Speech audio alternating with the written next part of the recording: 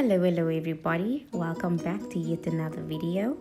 Thank you so much for subscribing, for liking and all the love on the previous videos. I really do appreciate it. So today I am taking you guys along in how I created this Disney Princess 2-tier cake. So first we're going to need our fondant. So when you purchase store-bought fondant, it is always a bit stiff because it has been on the shelf for some time. So we are just going to get that nice and pliable.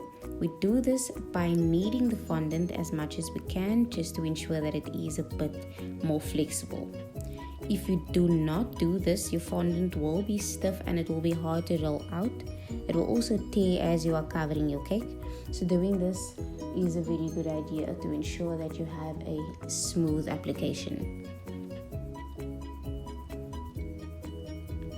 When you roll out your fondant, it's always a good idea to start from the center and roll outward, just to make sure that you get the fondant nice and equal.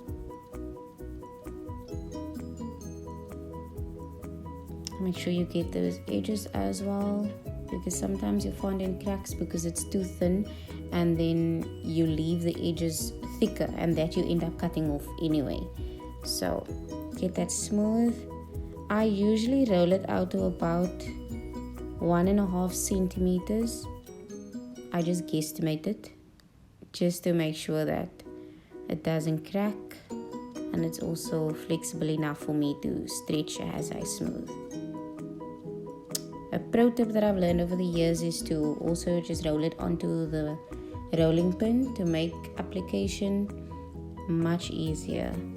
So you start smoothing on top to make sure that there's no air bubbles, and you start smoothing also at the edges,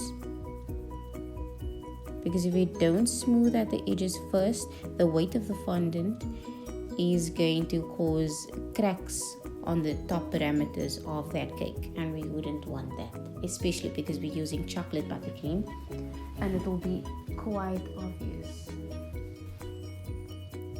So you just open up those folds as you smooth. You start from the top and make your way down. It looks like I'm being rough in this video, but you actually have to be very gentle with this because the fondant can tear. But you also need to work quick because the fondant can dry out, and then you'll have the dreaded elephant skin. And that is just a dried out fondant. And it's not very pleasant, it doesn't look very nice, and it's also a nightmare to work with. So you just open up those pleats as you move, and if you find that the fondant is shorter at some points, like this point over here, you just stretch it very gently. That's why it's important for that fondant to be nice and pliable, so that the stretching doesn't cause any tears. There we go.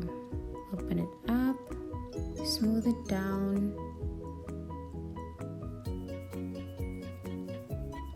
Just be very gentle when you do this, guys. Don't rush it at all.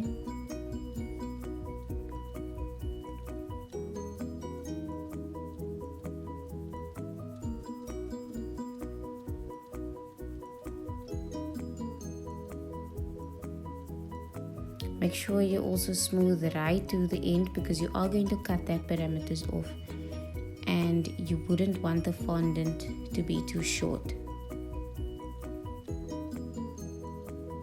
So I use the 2 fondant smoother method to make sure that I do get the sharp edges that we all love on our cakes. So I just keep the one on top, keep it stationary, and the other one you just smooth up to ensure that you get those sharp edges. So the edges are fairly sharp already, but I just wanted to emphasize it a little more. Makes for a neater finish. So it's very important to dowel your cakes, guys. So I just keep the dowel up against the cake to measure how long I need it. And when I got that measurement, I cut it in half and stuck it into the cake. So for this specific cake, I'm using 5 dowels because I need quite a bit of support because I do have a 6-inch cake cone on top of this cake. It is a 2-tier cake. And we need to make sure that the cake is nice and level. Don't know what crazy eyes that is, but okay. Focus.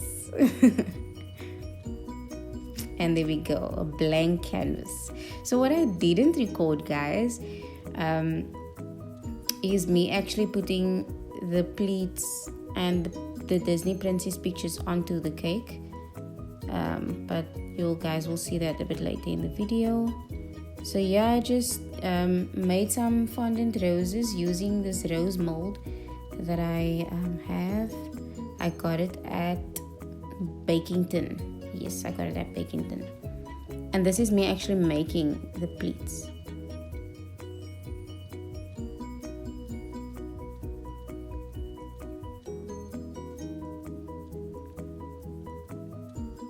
So you smooth it out nicely, and then you kind of just let it fold into itself by guiding it with your fingers.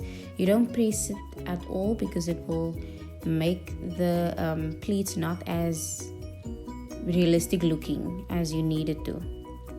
So you don't want it to look like a fan, you just want it to look like normal pleats, and just guide it with your fingers and let it kind of fall into itself. You do that with every color you need it for. And at the base where the dress starts, you add those color roses. So yeah, I'm just creating some spirals, teardrop shapes, just to get that elegant, sophisticated look.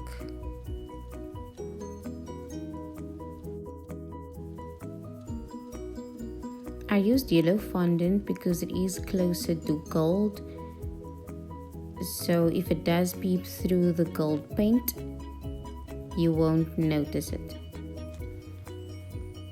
With Ariel's dress, I didn't show you guys, but with Ariel's dress, I just popped some fondant into a mermaid dress mold and painted some gold accents, as you can see over here. And that is the finished cake, guys. Let me know what you guys think, and don't forget to like, share, and subscribe. See you guys in the next one. Bye.